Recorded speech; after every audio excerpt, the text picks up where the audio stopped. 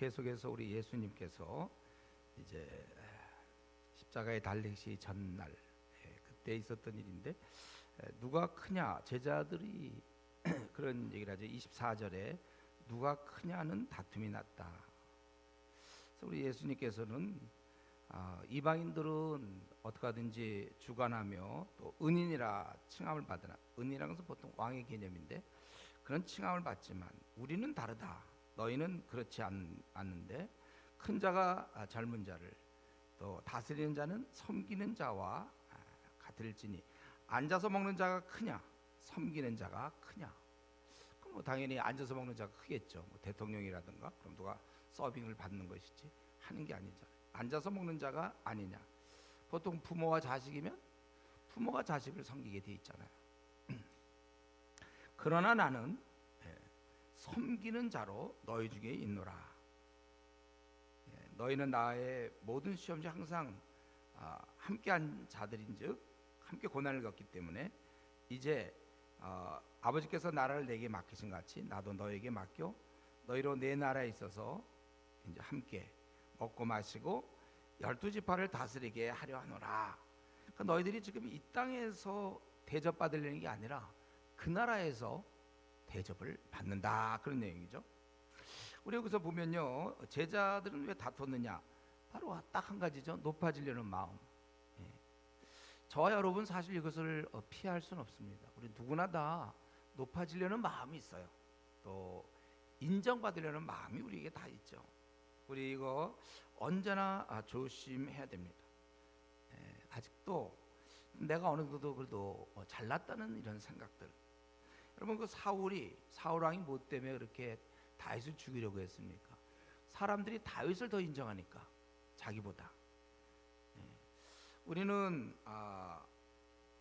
내가 이런 면에서 사실은 예수님을 믿을 때 우리는 이러한 나 자신을 십자가에 못 박는 거거든요. 우린 죽었어요. 뭐 더 이상 나를 사람들이 인정을 하든지 말든지, 존중을 해주든지 존중을 해주지 않든지, 우리 그런 거에 대해서 무관합니다. 뭐 시체가 무슨 대접을 받습니까? 시체가 무슨 욕심이 있죠? 뭐 시체가 출세하려고 하나요? 우리가 이런 데서 좀 자유로워야 돼요. 그래서 우리 이게 내 안에 살아있으면 나를 괴롭게 하는 거야. 끝까지 항상 경쟁에서 지면 안 되고, 어디를 가도 인정을 받아야지, 내가 어딜 가도 존중을 받아야 되고, 그렇지 않으면 괴롭고 힘들고. 우리가 확실히 우리 주님을 믿는 자들은 우리 십자가에 이러한 옛사람을 확실히 죽여놔야 되는 것입니다.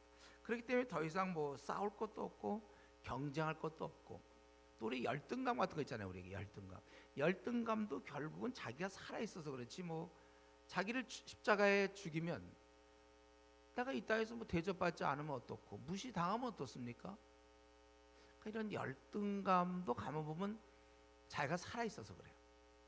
확실히 십자가에 죽은 사람들, 시체는 열등감을 못 느껴요. 우리가 이런 면에 있어서 우리 예수님의 제자들도 뭐 그렇게 다 비슷해, 우리랑. 그래서 우리는 매일매일 자신을 십자가에 못 박는 자가 되어야 됩니다. 그럴 때 비로소 남을 섬기는 자가 되는 거예요. 우리가 남을 섬긴다는 것은 이 맹수, 나의 그 옛사람, 인정받고 존중받고 어떤 때 열등감과 우월감 사이로 왔다 갔다 하고, 또 어떤 때 시기가 생기고 분냄이 있고, 이러한 나를 확실하게 잡아맸다는 뜻이에요. 남을 섬기는 것은 자기를 잡아매지 않고는 할 수 없는 일입니다.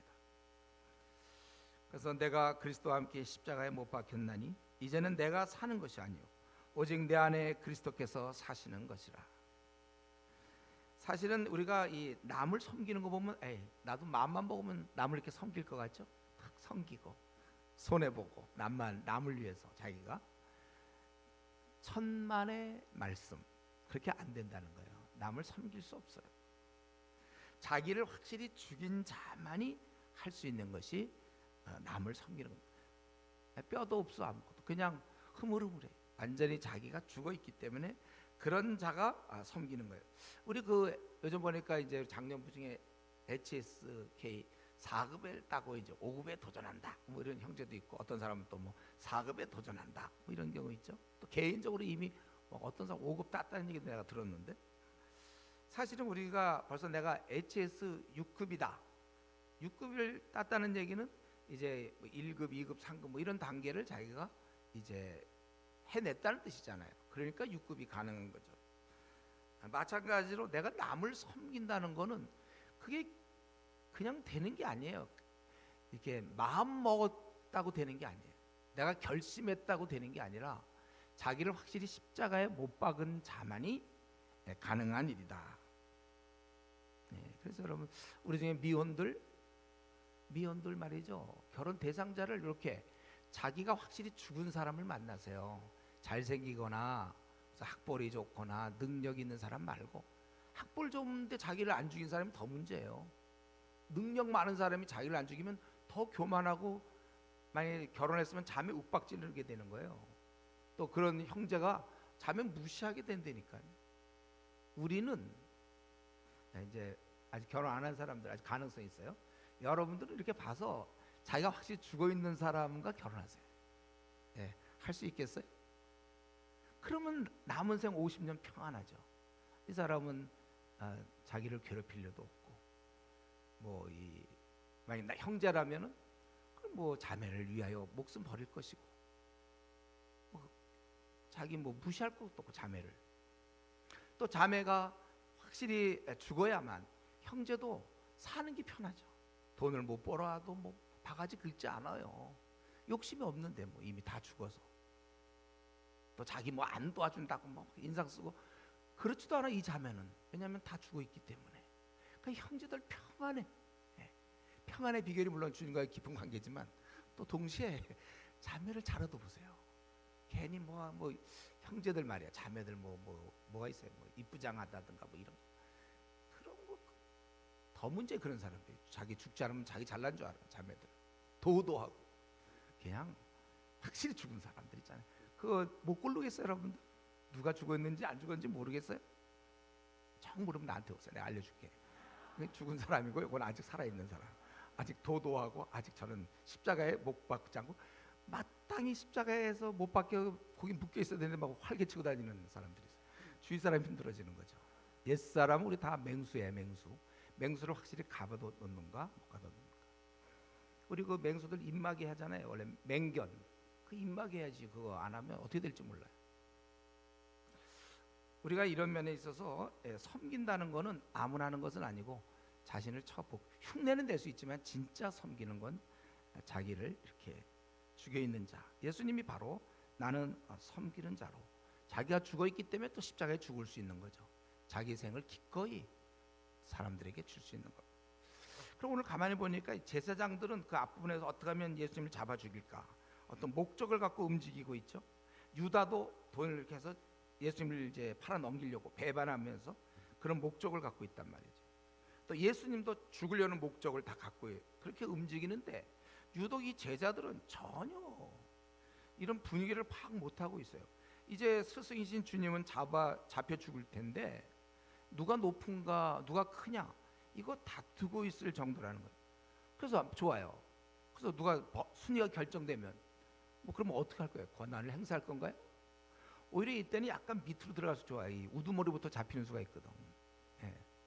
지금 도망 다닐 판인데 자기가 높아서 뭐 하겠어요? 그럼 더 뛸 때 도망 다닐 때도 힘이 생기나? 자기 높으니까. 이거 지금 왜 이런 순위를 적고 있죠? 순위를 따지고 있어요. 이것은 우리에게 무엇을 얘기합니까? 깊은 영적 무지. 주님이 3년 동안 그들을 돌봤지만 아직도 깨어나지 못하고 있다는 것입니다. 여러분, 한 인간이 영적으로 밝아지는 것은 그냥 저절로 되는 게 아니에요. 이렇게 어려운 것입니다. 우리 아기들이 좀 어느 정도 철들을 때까지 이제 자기가 아무것도 모르지만 이제 철들어서 이렇게 시간이 많이 걸리잖아요. 자기를 그렇게 쉽게 믿지 마세요. 교회 몇 년 다녔다고 아니면 모태신앙이라고 자기 눈이 좀 밝아져 있을 것이라고 절대로 믿지 마세요. 큰 교회를 다니기 때문에 아니면 교회에서 직분을 맡았기 때문에 내 눈이 밝으리라? 전혀 아니에요. 아니 예수님께 이렇게 직접 훈련받은 사람들도 나중에 이제 이들이 밝아지는 거잖아요. 어쩌면 우리는 아직도 이런 제자들처럼 이 시대를 향하여 눈을 열지 못한지 몰라요. 나 자신이 어떻게 살다 죽어야 될지 눈이 안 열려 있는 사람이 있을지도 모른다는 거예요. 이거 자각 증상이 별로 없어요. 이런 게 내가 지금 자 목사님 제가 지금 눈이 감기 이런 제자처럼 영적 무지 안에 있습니까? 아니면 좀 이제 벗어나서 밝은 상태에 있습니까?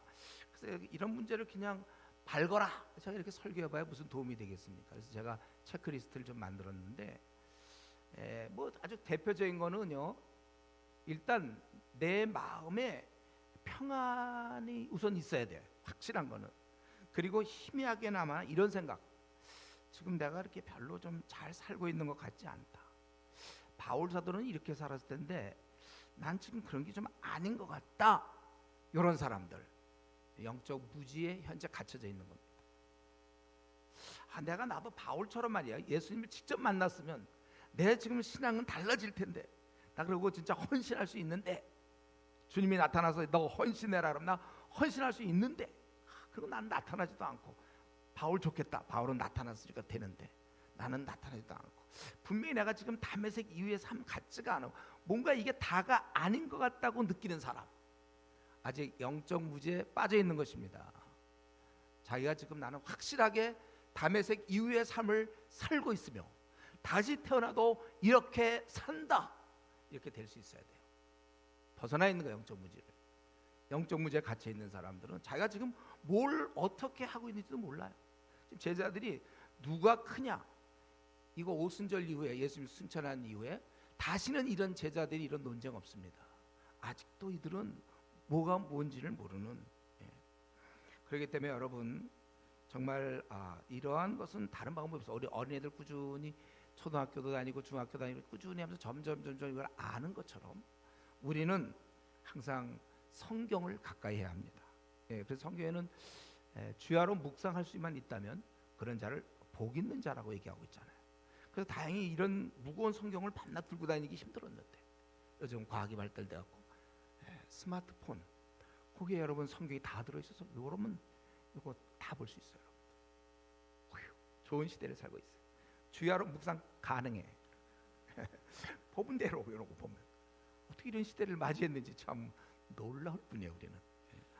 그래서 자신의 빨리 어두운 눈을 뜨세요.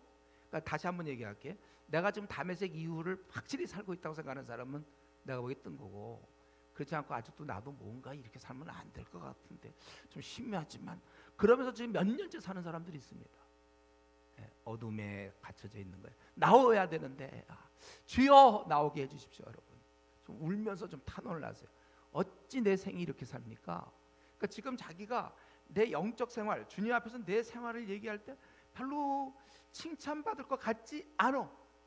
그런데도 지금 이렇게 살고 있는 거 보니 아직도 자기가 애기야, 애기. 아직도 지금 뭘 모르고 있어요.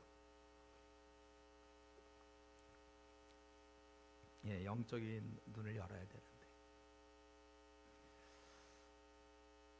그런데 이제 그렇게 섬기는 자에 대한 얘기를 하시면서 너희 제자들은 지금 이 땅에서 너희들이 높아지는 것이 아니라 이제 내가 너희에게 나라를 맡기는데, 그러나 30절에 그 나라에서 너희가 바뀌는 것이다.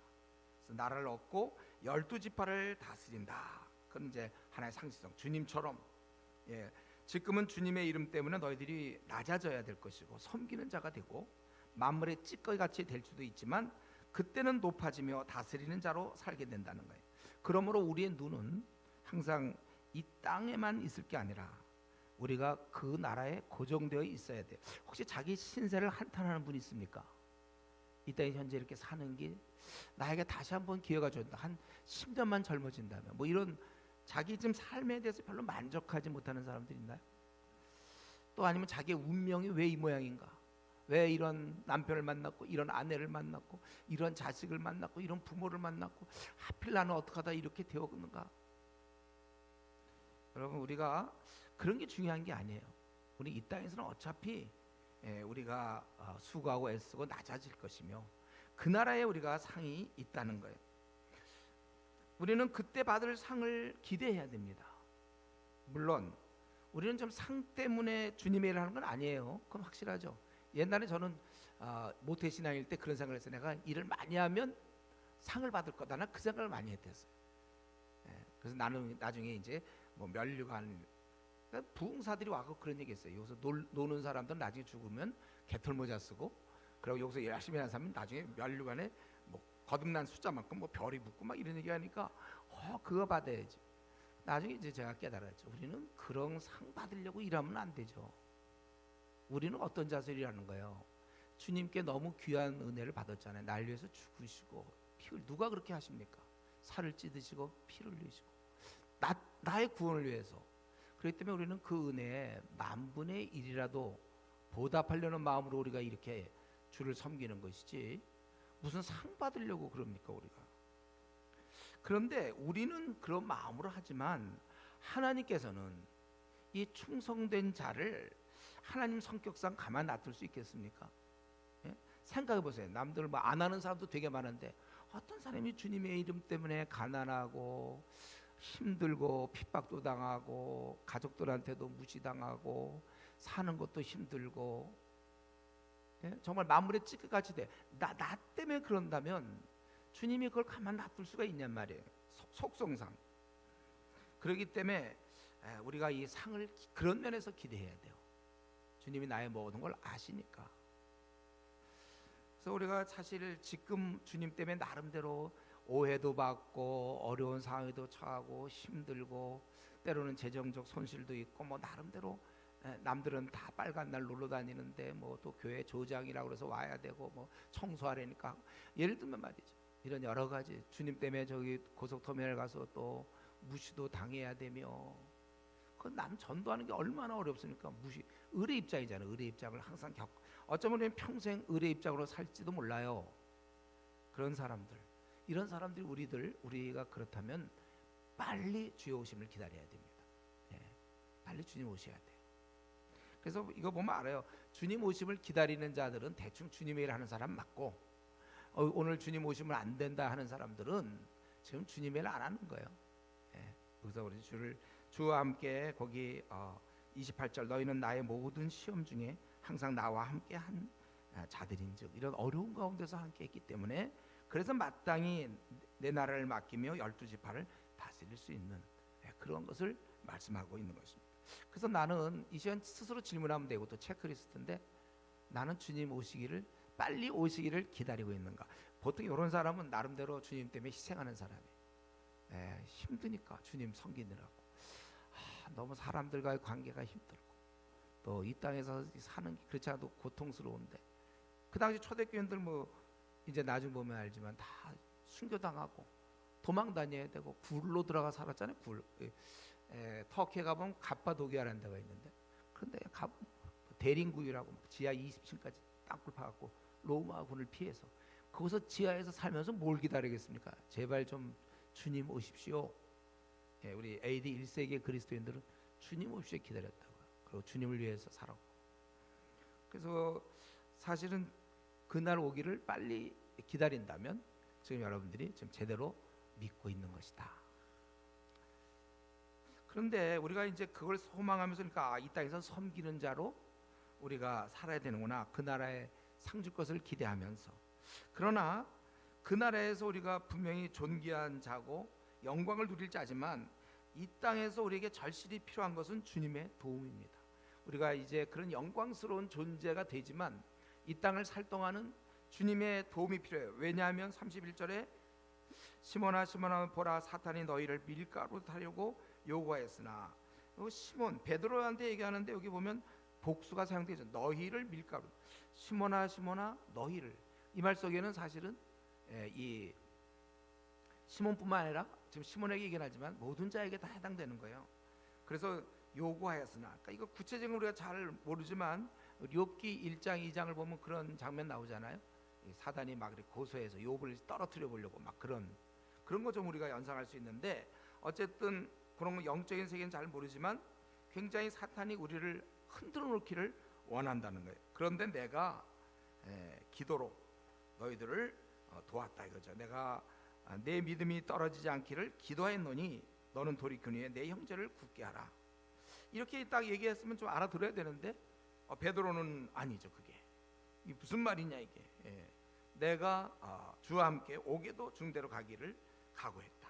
자기가 아주 자기 막 지금 너 흔들릴까봐 나는 기도한다 했더니 그게 아니라 나는 죽음에까지도 나는 주를 따르겠다. 나는 아주 견고한 사람. 내가 뭐 어디 흔들린다는 게 그게 말이 되냐 이런 자세죠. 나는 죽는데도 가기를 각오했습니다. 베드로야, 내가 네게 말하노니 오늘 닭 울기 전에 네가 3번 나를 모른다고 부인하라. 주님 이렇게. 요거에 대해서는 과연 어떻게 되는가? 다음 주를 기대하세요. 다음 주에 이제 베드로가 과연 어떻게 나왔을까? 과연 죽었을까요? 다음 주.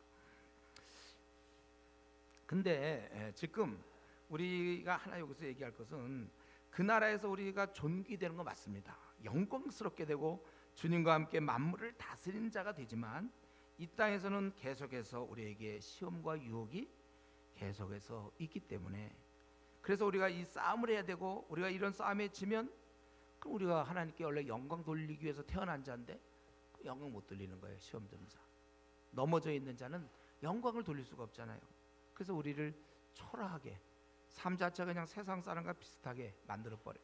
우리가 확연히 용맹을 바라고 이 나그네 길 40년짜리 아주 사자처럼 하나님의 일꾼으로서 멋지게 모든 것들을 다 이겨나면서 살아야 되는데 시험 드는 수가 있잖아요. 교회에서 시험 들었다는 얘기 있잖아요. 특별히 이제 요즘 한국교회 목사 때문에 시험 들었습니다. 장로한테 돈 띄어먹어서 시험 들었습니다. 또 누구랑 싸워서 시험 들었습니다. 뭐 이런 거 있잖아요. 그러면 이제 그 사람은 어떻게 되죠? 시험 든 사람은 초라하게 되는 거죠. 더 이상 하나님께 영광을 돌리지도 못하고 선봉에 서지도 못해. 시험 들면 세상 사람들과 뭐 차이가 안 나는 거예요. 여기 32절에 있는 것처럼 내 믿음이 떨어지지 않기를 기도했다. 이 믿음이라는 거는 떨어진다고 그랬어요. 제가 한번 얘기했죠. 나이는 한번 먹으면 절대로 떨어져 보는 경험이 없어요. 나이는 한번 먹으면 끝이에요, 여러분. 내려가는 법이 없어요. 근데 신앙은 아무리 좋아봤자 얼마든지 내려갈 수 있어요. 알기 뭐예요. 저도 지금 이렇게 목사지만 한 10년 뒤에 저를 만났을 때 혹시 제가 무슨 중이 되고 있을지도 모르죠. 그럴 가능성도 있는 거예요. 그거는 몰라요. 사람은 믿을 수 없어요. 우리가 이 베드로에게서 너의 믿음이 떨어지지 않기를 기도했다. 그래서 우리가 알아야 될 것은 믿음은 떨어질 수 있다. 이걸 알아야 됩니다. 그래서 우리 늘 부단히 노력해야 돼요. 건강한 사람도 한 번 건강하면 그 사람은 영원히 건강 이런 거 있어요? 어디서 뭘 했더니 영원히 건강 이런 게 늘 조심해야 되는 거 똑같습니다. 과거에 열심히 있으면 뭐 지금 저절로 신앙이 좋습니다. 우리 보면 우리 교회도 많잖아요. 그 선교단체 출신들 뭐 CCC, 뭐 IBF, 내비게이터, 뭐 JDM, 뭐 UBF 막 선교단체 출신들 꽤 있거든요. 조이, YM 뭐 막 있거든. 근데 지금 신앙도 하나도 없이 왔다 갔다 하는 사람 많아요. 그 과거에 열심히 있으면 뭐가 도움이 됩니까? 지금 내가 배고픈데 돈이 없어 탕수육을 못 먹고 먹을 게 없어 돈이 없어요. 그런데 뭐 과거에 나 부자였다. 그게 무슨 소용이냐고요. 지금 가난한데. 여러분 우리 좋은 믿음을 계속 유지하는 것이 우리의 싸움입니다.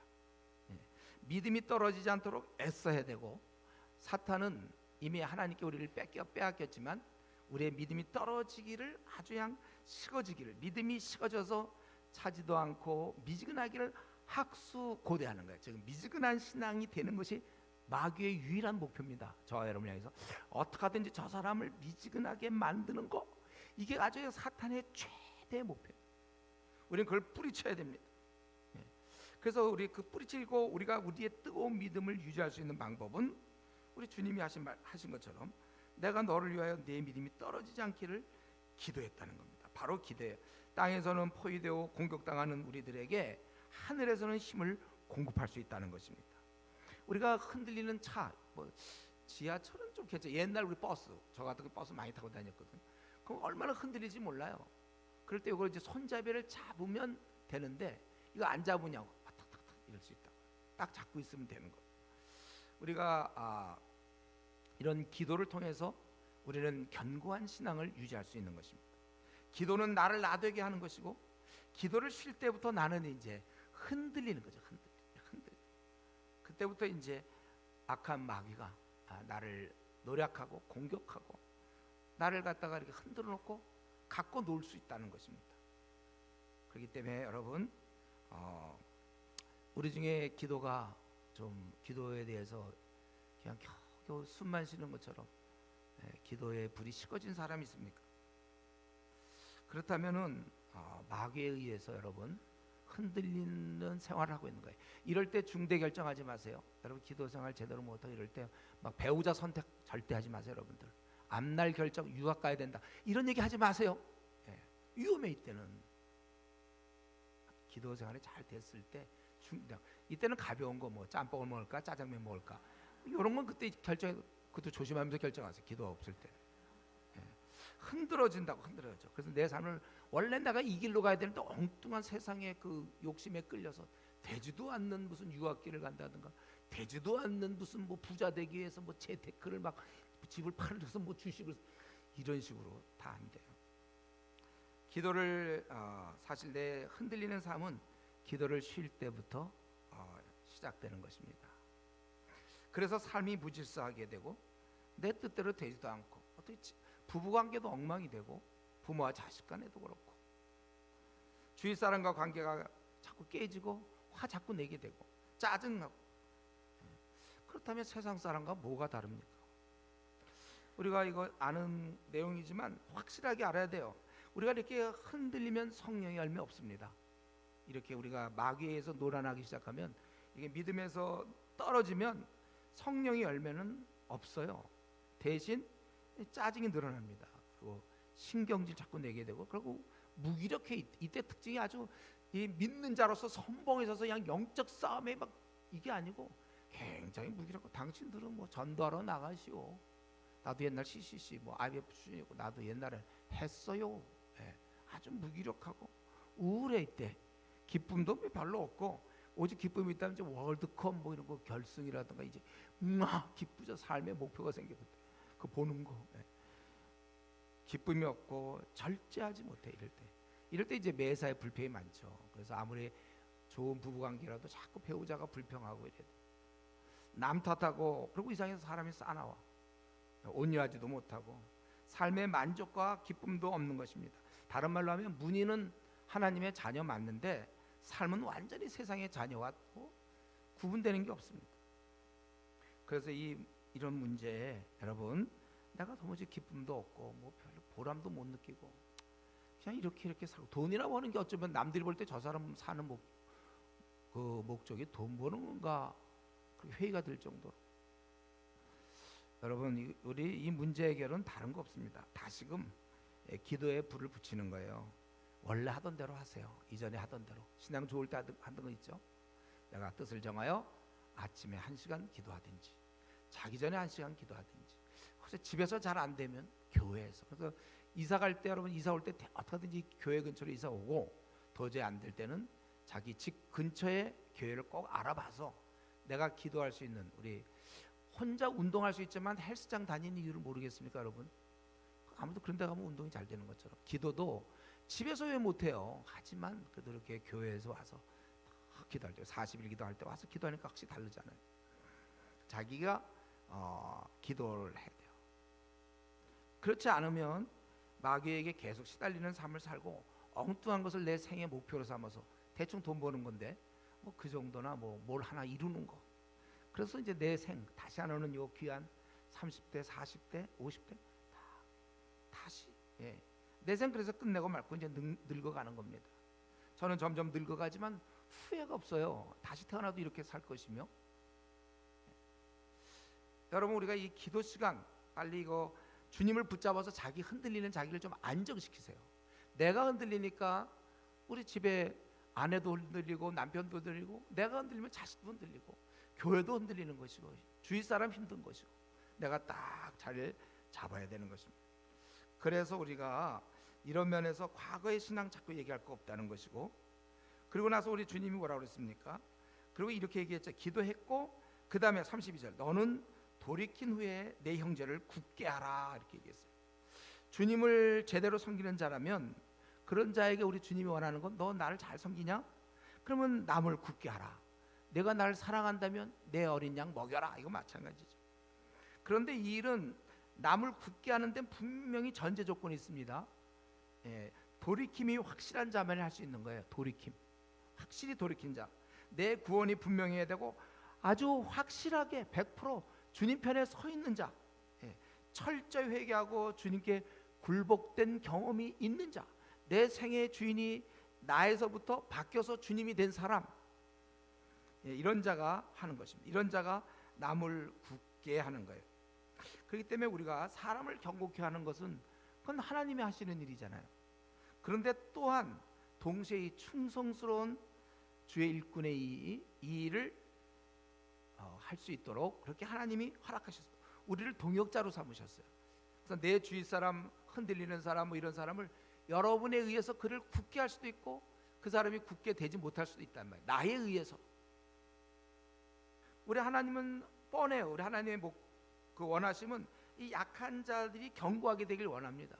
주의 자녀들이 이 시대에 물들지 않고 견고하게 되길 원해요. 네가 헤맸지만 이제 네가 견고했다면, 돌이킨 후에 그렇다면 다른 사람을 이제 네가 좀 해라, 이거예요. 그래서 우리도 마찬가지입니다. 지금 자신이 견고한 거 맞습니다. 자기 지금 돌이킨 거 확실합니까, 여러분? 그렇다면 다른 사람, 내가 흔들릴 때 누군가의 도움이 필요했고 내가 이제 견고해졌다면 다른 사람을 견고케 하는. 그래서 우리 이전에 보면 LTC 같은 거 할 때 제가 이 놀이를 꼭 했는데, 밥 먹고 얼음땡이라는 거 알아요? 얼음땡. 네. 자기가 얼음이었어요. 움직이지도 못해. 얘는 움직이지 못, 얼음은 못 움직이는 거야. 근데 누가 와서 나를 땡 그러면 나는 이제 그때부터 살아서, 자기가 이제 살았으면 살았다고 가만히 있는 게 아니라 수많은 얼음들이 있거든요. 그 얼음들 가서 쳐줘야 되는 것처럼 똑같아요. 영적으로 볼 때 수많은 사람이 사실 넘어져 있어요. 수많은 사람이 넘어져 있는데 우리 주님 뭐라면 일꾼의 힘이 적다고 그랬다고요. 근데 내가 이제 어느 정도 딱 됐잖아요. 그러면 이제부터는 그 사람들 얼음들 가서 땡땡 이거 하기에 이제 남은 생 40년 30년 보내는 거예요. 이거예요 우리 원래. 근데 이 얼음이 너무 많아요. 중국에 15억이 기다리고 있고 인도에 10억에 기다리고 있으며 우리 일본만 해도 800만 개 우상이 있어요. 저 무슬림 15억이 기다리고 불교에 5억에 아시아에 5억의 불교인이 있고, 근데 우리가 그 땡을 외칠 사람은 지금 아시아에 2억이거든요. 근데 2억이라도 지금 헤매고 있는 2억 얼마나 많습니까? 그래서 자기가 빨리 돌이킨 후에 이제부터 내가 할 일은 이거다. 그래서 저는 여기서 이걸 주장하고 싶어요. 만약에 내가 확실히 돌이켰다면, 요거 옛날에 이런 얘기 잘하는데 요즘은 그런 얘기 하고 싶어요. 워낙 웬만하면 여러분들 사역자 되세요. 웬만하면 너무 많으니까. 물론 직장 다니면서 조금 돕는 것도 물론 의미가 있어요. 안 하는 사람도 많거든. 그냥 직장 와서 집에서 그냥 텔레비전이나 보든지 뭐 하다가 자고 주일날 겨우 오는 사람 무지 많습니다. 그 일꾼이 아니고 직장 다니면서도 물론 이런 일을 좀 할 수 있죠. 우리 비비비가처럼 뭐 할 수 있는데, 근데 워낙 많아. 이 얼음들이 너무 많아요. 그러니까 우리가 이 얼음이 너무 많은데 이들을 지금 얼음땡 알아요? 여러분 이 게임을 모르면 이게 안 되는데 뭐가 얼음인지 이거 아나? 이거 얼음? 모르는 사람 있다가 혹시 좀 아는 사람한테 물어보세요. 너무 많다니까요. 그렇기 때문에 내가 이제는 너무 많기 때문에 할 수 없어. 내가 풀타임으로 웬만하면 풀타임으로 뛰고. 우리 교회는 지금 어떻게 얘기하고 있죠? 한 50 정도까지 돈을 벌고 남은 생은 그 돈을 까먹으면서 우리가 어차피 주님 만날 때까지 제로 만들어야지 뭐 자손들한테 물려주겠다 이런 생각이 자손을 망치는 거예요. 그리고 재산이 있으면 형제들 싸운다니까요. 그런 생각하지도 말고 주님 만날 때 너 돈 어떻게 했냐면 아들한테 넘겨줬어요. 이 세습 이런 거 하지 말라니까요. 뭐 세습한다고 목사들이 그래서 문제지만 그게 아니고 뭐 돈도 얼마 없지만 하여튼 그다 마이너스로 만드는 건 좀 약간 그 문제가 있죠. 그건 재정적인. 어떻게 하든지 참 제로로 만들 국리를 거의 제로에 가까운 게 축복받는 거예요. 그게 재물을 제대로 쓰는 거예요. 하나님 우리에게 돈 주실 때 너 탕수육 먹고 뭐 갈비 먹으라고 그거 하라고 준 돈이 아니고 옷 좋은 거 입고 그냥 좋은 책 끌고 다니라고 그거 하라고 돈 준 겁니까? 너를 내가 보니 너를 믿겠다. 네가 남을 위해 잘 쓸 것 같다. 그래서 돈 준 거라고요. 그 돈 갖고 불쌍한 사람 위해 쓰고 말이죠. 세계 선교를 위해 쓰고 얼마나 우리가 잘 쓸 수 있습니까? 그거 여러분들 생각해야 되니까. 그래서 저는 늘 얘기하지만 한 50대 될 때까지 하여튼 부지런히 벌어서 그 다음에 풀타임으로 남은 생 그거 까먹으면서 혹시 연금이 나오면 제일 좋아. 연금 나오면 그 혹시 안 나오면 그거 나올 때까지 그걸 어떻게 잘 까먹어가지고 중국 가라고 했잖아요. 제가 중국에 우리 부산과 같은 도시가 부산만한 게 100개가 넘어요 지금. 500만 이상 되는 도시가 60개가 넘고 무궁무진 사람들 어른들 너무 많아 거기는요. 그런 우리나라는 그래도 꽤 교회 다니는 사람 많잖아요. 여러분들 할 일이 무지 많다는 거죠. 그래서 이런 면에 있어서 우리가 이 충성된 자에게 이 일을 맡기셨어요 하나님께서. 그래서 여러분들이 많은 사람을 휘젓고 다니면서 깨워야 되는 것입니다. 그래서 여러분들이 입을 많이 열어야 돼요. 하나님은 약한 자를 경고케 되기를 원하고 또 이렇게 돌보기를 원해요. 우리가 자꾸 이것을 가만히 있으면 그게 중립으로 생각해서는 안 돼요, 여러분. 내가 뭐 지금 별로 일을 안 하지만 뭐 그냥 이렇게 지낸다. 나 예배 드리고 교회에서 뭐 좀 봉사도 하고 이러면 내가 중립인 것 같아. 중립이 아니라 이건 불순종이에요. 견고케 하는 게 하나님이 원하시는 겁니다. 근데 나는 사람을 별로 돌보지 않고 있다? 그럼 불순종하는 것이죠. 그러므로 우리 주님이 우리에게 생을 떠나면서 이 땅을 떠나면서 승천하며 주신 말씀이 뭡니까? 가서 모든 족속으로 제자를 삼으라. 이 말씀은 이 말씀 뭐냐면 우리의 삶을 최고봉으로 이끄는 거예요. 최고봉. 왜냐하면 가서 모든 족속을 제자 삼을 수가 없기 때문에. 우리 중에 혹시 이렇게 생각하는 사람 있어요? 내가 마음만 먹으면 내가 외국 나가서 사람들 제자로 삼을 수 있다. 혹시 우리 중에 그런 생각하는 사람이 있습니까? 그럼 말도 안 되는 거예요. 내가 마음만 먹으면 나 중국 가서 막 얘기할 수 있다. 이렇게 됩니까? 연마가 해야지 중고도 되죠. 여러분 마음만 먹으면 그냥 내일부터 러시아어 그냥 막 할 수 있어요, 여러분들? 마음만 먹으면. 마찬가지 이거 지금 가서 모든 족속 제자 삼으라는 거 보세요, 여러분. 이거 누가 그렇게 쉽게 하는가? 이거는 최고봉이라니까요. 이런 단계에 오르지 못하면 하지도 못하는 거예요. 그러니까 죽을 때까지 이거 못하고 죽는 사람이 한국 교회 한 90% 이상 될 걸요. 가서 모든 족속 제자 삼으라는 이 명령을 도저히 순종할 능력이 안 돼. 왜냐하면 안 하는 게 아니라 못 하는 거예요. 못 하는. 이거 여러분 졸려온 사람도 이걸 좀 깨닫고 좀 조세요. 이거 안 하는 게 아니에요, 여러분. 나는 내가 지금 안 하고 있다. 그게 아니라 못 하고 있어요, 이거는. 왜냐하면 돌이킴이 확실하지 않으면 이런 마음이 안 생겨요, 이게. 그런 거 보면 대단하다. 선교사들 대단하다. 그게 아니니까요. 여러분 우리 마라톤 완주하라. 뭐 이런 얘기하면 그건 뭐예요? 이미 건강을 전제로 하는 거죠. 저보고 누가 와서 마라톤 완주하라면 됩니까 지금? 안 돼 이런 거는. 그게 어느 실력이 있는 거잖아. 우리 경제학과 뭐 1학년 들어간 애 보고 말이죠. 네가 앞으로 경제 네가 부총리가 되도록 해봐라. 너는 경제 부총리가 돼서 이 나라의 경제 문제를 네가 잘 도와야 된다. 막 이런 얘기를 한다면 이 아이는 뭐 어떻게 될까? 경제학과 1학년 뜨거워 마음이. 그렇다고 경제학 부총리가 됩니까? 그러면 진짜 공부 열심히 해야 되고 막 대학원도 가고 웬만하면 외국 가서 최고의 막 그런 걸 PhD도 따고 막 거기서 또 경험도 갖고 여기서 좀 일한 경험도 갖다가 이제 경제 부총리도 되는 거 아니에요? 우리 주님이 우리한테 가서 모든 족속 제자 삼으라 이런 얘기할 때 우리를 굉장히 믿는 거예요. 네가 가능하다 이런 얘기죠. 내가 만약에 지금 경제학과 1학년 다니고 너 왜 들어와냐 여기 네가 뭘 경제한다고 한 대 때리면 말이야. 그럼 그게 뭐가 되면 너 같은 애가 이 나라를 책임져야 돼. 다 이러면 그냥 너 경제 네가 우리나라 책임져. 이런 것은 신뢰하는 거 아니에요? 주님이 우리 보고 가서 모든 족속 제자 삼으라. 주님 그 말씀 해서 우리 그냥 고통스럽고 지금 무슨 제자 삼으면 힘든데 이게 아니고 여러분들을 우리를 믿는 거예요. 이거는 아무나 되는 게 아니라 돌이킨 자만이 확실히 주의 일꾼, 확실한 자입니다. 그는 이 시대를 움직이는 자예요. 우리는 이 정도 돼야 우리가 과연 주님은 우리에게 참 이 정도 명령을 내리고 떠나신 거구나. 그 많은 명령, 니들 야 건강해 잘 있다 와라. 이런 명령이 아니에요. 확실하게. 우리가 주님의 제자 사모를 실제 실행하려면 자기를 처복종해야 되고 세상에 붙은 욕심을 다 내리기 전까지는 안 됩니다. 그것이 이제 하나님의 영광을 돌리는 삶이 되겠죠. 그것은 다메섹 이후에 가능한 일이고 이때부터 진짜 우리의 아주 본분을 다하며 사는 거예요. 우리 저 의대 들어간 학생들한테 의대 들어간 학생이 어떤 마음으로 들어갔겠어요? 의대 들어간 학생들 어떤 마음으로 들어갔겠어요? 다 뭐 물어보지는 많아 다 알죠. 나중에 이제 전문의가 돼서 환자를 이제 잘 고치겠다. 뭐 이런 마음으로 들어가지.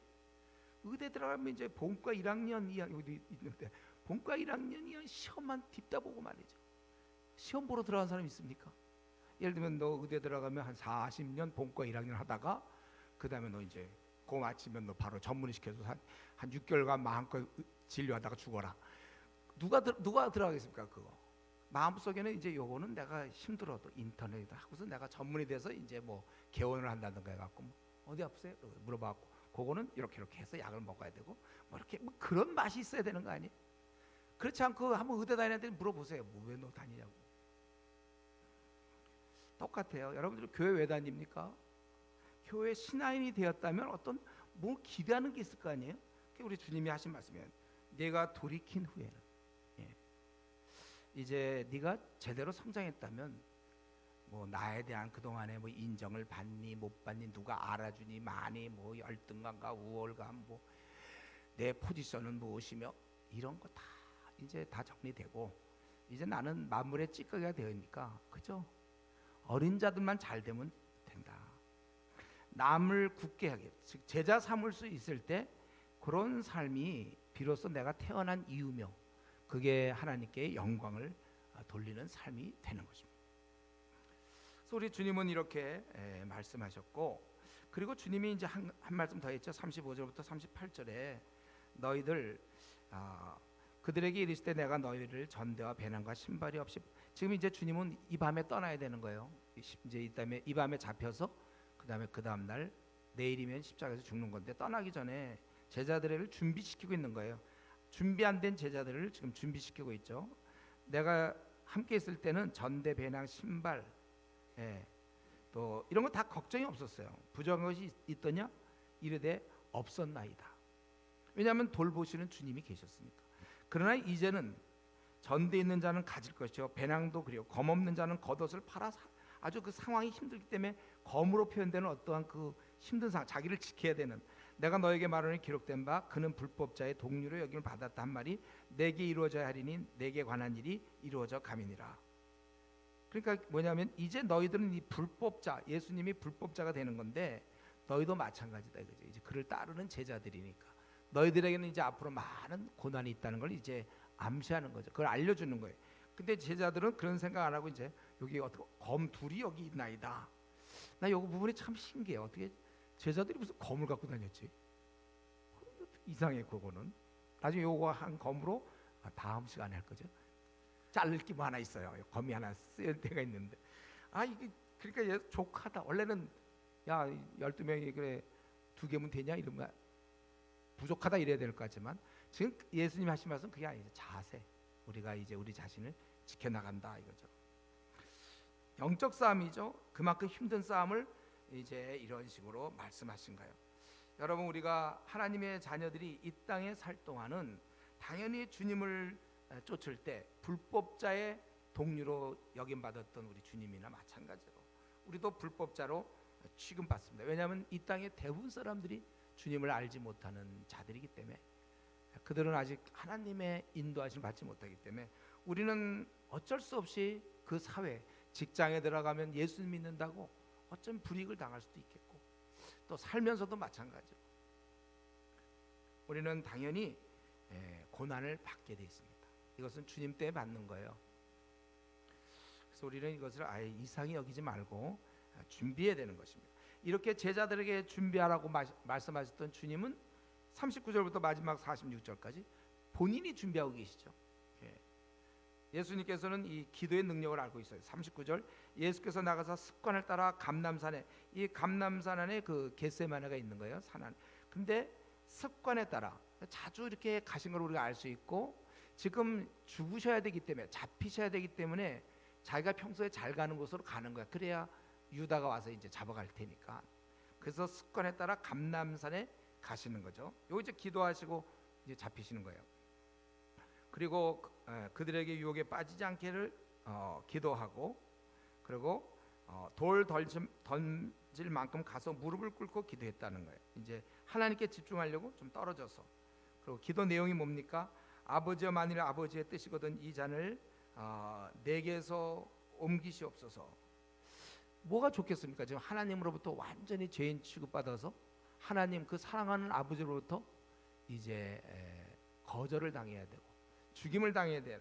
그러나 내 원대로 마셨고 아버지 원대로 되기를 원합니다.